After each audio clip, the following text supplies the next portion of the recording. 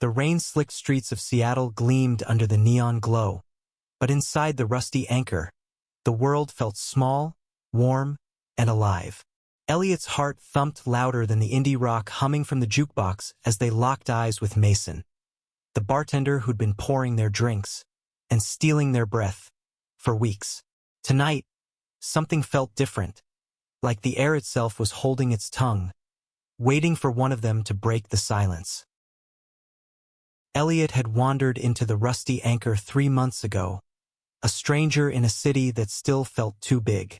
At 28, they were starting over after a messy breakup in Chicago, chasing a graphic design gig that promised freedom but delivered late nights and loneliness. The bar, tucked in a quiet corner of Capitol Hill, became their refuge.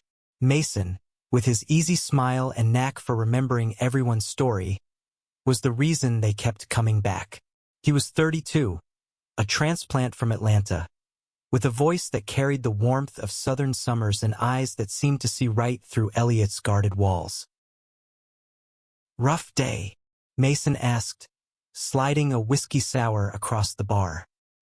His fingers lingered on the glass, close enough for Elliot to notice the faint calluses on his knuckles.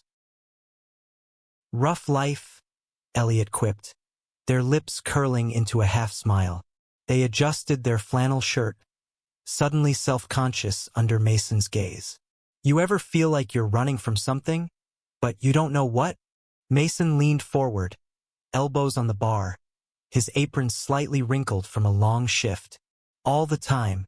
But sometimes you're not running from something, you're running toward it. You just don't know it yet." His voice was low, deliberate, and it sent a shiver down Elliot's spine. The bar was nearly empty now, the last patrons stumbling out into the rain. Elliot glanced at the clock. 11:45 p.m. closing time was creeping closer, but they weren't ready to leave. Not tonight. Not when Mason's eyes held a question neither of them had dared to ask. "You sticking around?" Mason said, wiping down the counter but keeping his focus on Elliot. "I could use the company while I close up." Elliot's pulse quickened. "Only if you're pouring something stronger than this," they teased, lifting their glass. Mason grinned, a spark of mischief in his eyes. "Deal. But only if you tell me what's got you so tangled up tonight." They laughed, but the weight of Mason's words lingered. Elliot had spent years building walls, around their heart, their identity, their truth. Growing up non-binary in a small Midwest town hadn't been easy. They'd fought for every inch of who they were, from the pronouns they used to the way they moved through the world. But here, in this bar, with Mason's steady presence, those walls felt less like armor and more like a cage.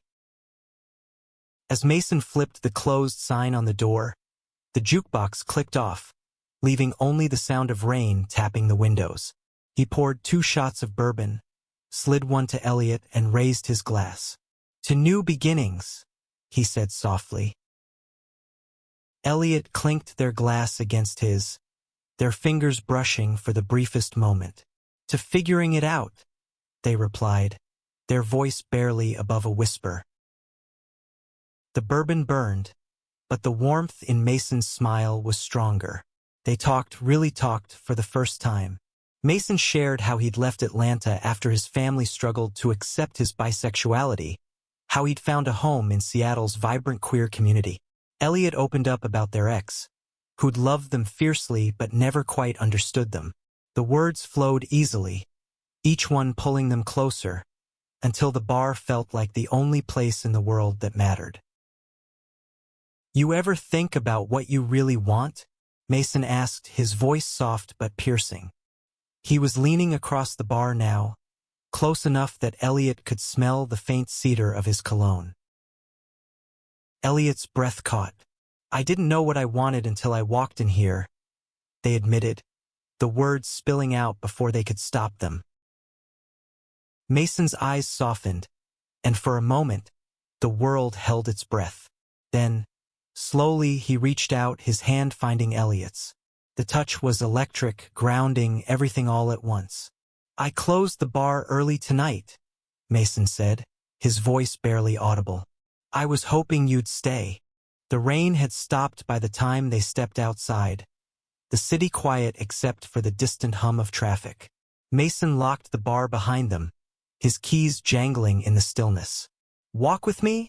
he asked, his voice carrying a nervous edge that made Elliot's heart skip. They wandered through Capitol Hill, the streets alive with murals and flickering streetlights. Mason led them to a small park, where a single bench overlooked a glittering view of the city skyline.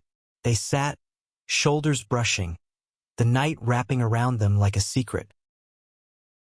"I've been wanting to do this for weeks," Mason admitted, his gaze fixed on the horizon. "Just be with you, outside of the bar. No counter between us." Elliot's chest tightened.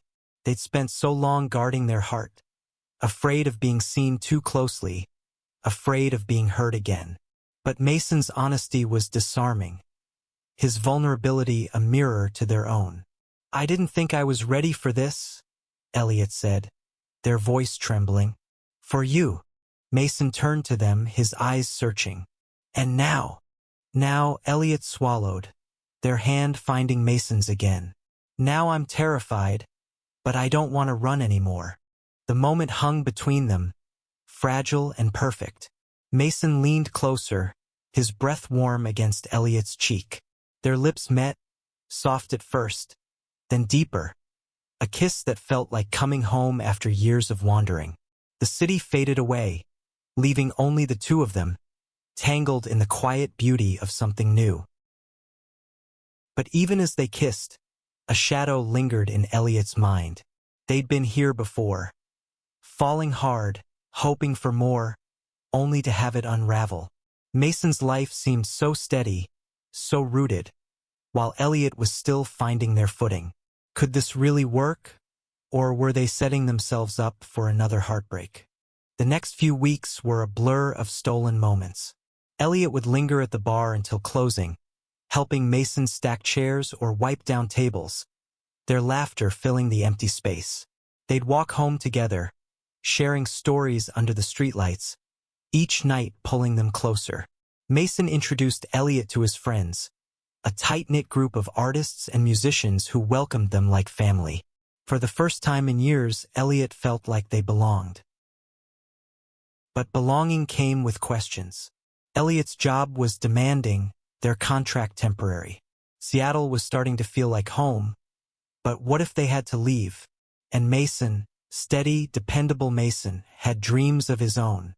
He'd been saving to buy the rusty anchor from its aging owner, a plan that would tie him to the city for years. Elliot couldn't shake the fear that their paths were on a collision course, destined to diverge. One night, as they sat on the same park bench, Elliot's fears spilled out. "What happens if this doesn't work?" they asked, their voice barely audible. "If I'm not enough, or if I have to leave?"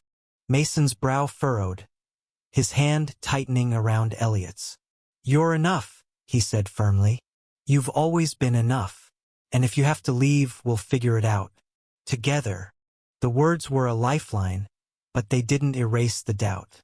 Elliot wanted to believe him, wanted to trust in the fragile hope they'd built. But life had taught them that love, no matter how real, wasn't always enough to bridge the gaps. The turning point came on a chilly October night. The rusty anchor was packed, the air buzzing with laughter and clinking glasses. Elliot sat at the bar, watching Mason work, his movements fluid and confident. They'd planned to spend the night together, maybe catch a late movie, but the crowd showed no signs of thinning. As the clock ticked past midnight, a stranger approached the bar. A tall man with a sharp jawline and a smile that didn't reach his eyes. He leaned in close to Mason, his voice low but insistent. Elliot caught fragments of the conversation, something about the bar, an offer, money. Mason's face tightened, his usual warmth replaced by something guarded. When the man left, Mason came over, his expression heavy. "That was a developer," he said, his voice low. "They want to buy the building. Turn it into condos.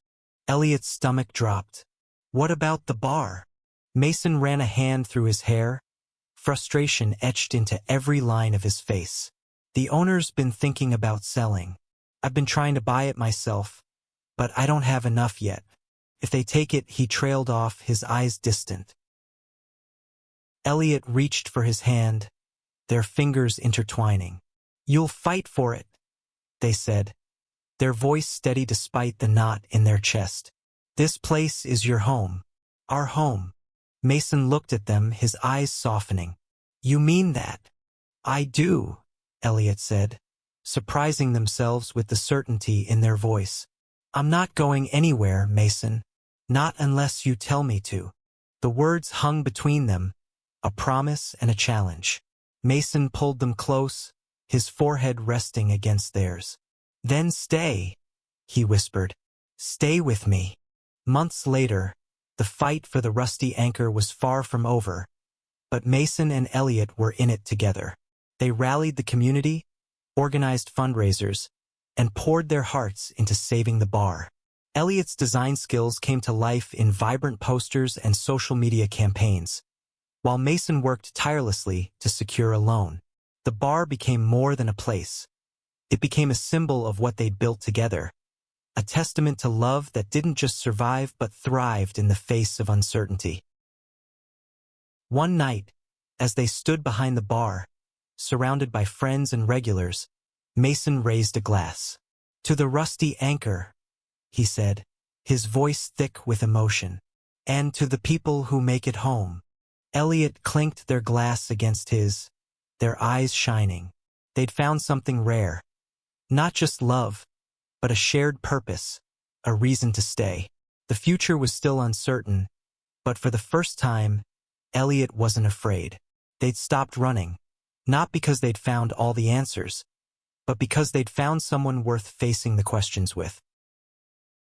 As the crowd cheered and the music swelled, Mason leaned in, his lips brushing Elliot's ear. You're my home, he whispered, and in that moment, Elliot knew they'd never need more than this.